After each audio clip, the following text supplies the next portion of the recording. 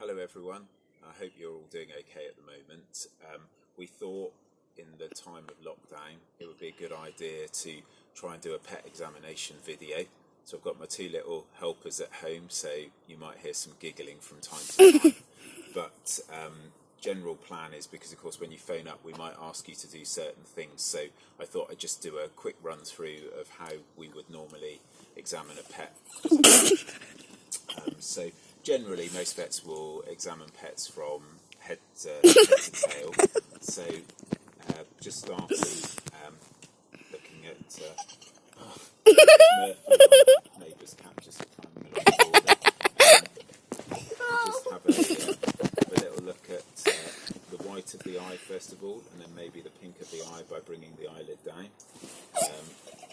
You can move the third eyelid across the eye, which is the protective membrane of the eye, just by gently pushing on the upper eyelid. You can do the same thing on the other eye as well. You can just check the nose to see if there's any discharge or crusting there. Often we'll ask you to have a look at the colour of a pet's gums, and possibly their tongue colour as well, and then you can have a look in their mouth. Really looking to see if you can see anything in the way at all, any obstructions on the roof of the mouth. Moving on to the ears, really looking for any signs of discharge or any bad smells from the ears. So if you fancy it, you can have a little sniff, and you can check both ears like that. It's good to compare one side to the other. Then moving down to the chest area, you can try and work out how many breaths a minute your pet's taking.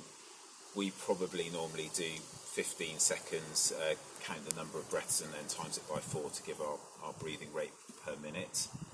So if you're near a clock or you start your stopwatch, you can try and do that. If they've got a lameness problem with their legs, it's a good idea to just really gently have a feel of the dew claw, which is the equivalent of our thumb. Gently feel around each nail and each toe. You can have a look underneath the paw as well, looking for any pad problems or any signs of any redness or soreness between their feet. And sometimes if you gently stretch and extend their legs, you might find some other sign of pain. If you then get your dog or cat to stand up, you can have a look under their tummy and under their armpits, looking for any signs of sores or wounds, or if they've been licking, we might ask about any certain signs of skin problems that you might see there. With other forms of pain, you can see whether there's back pain sometimes by just putting some pressure on the back and seeing whether they dip down or appear uncomfortable and look round when you're examining their back. And likewise, I suppose, with the front legs, you can check the back legs sometimes by just gently lifting and stretching their legs, and some dogs will cry out a little bit or look round if there's a lot of discomfort with their legs. The other thing that you can do to see how good their placing reflexes are with their legs, that can sometimes indicate a problem with the nervous system, is to just bend or knuckle over their paws and see how fast their reflexes are to bring their paws back into place again. Similarly, you can try and slide their leg away from them and see whether their leg comes back into the middle to give them a good standing position quickly. Final unpleasant area, have a little look under their tail, around their bottom, or around a female dog's private parts, or around his willy. I knew that would make you laugh.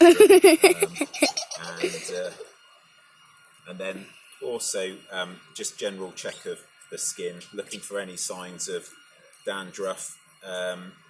Probably more difficult to spot parasites and things like that, but that will be the general things I guess we're asking in our video consults or telephone consults, and hopefully we'll be able to triage as many cases as possible and provide the medicines they need to get better.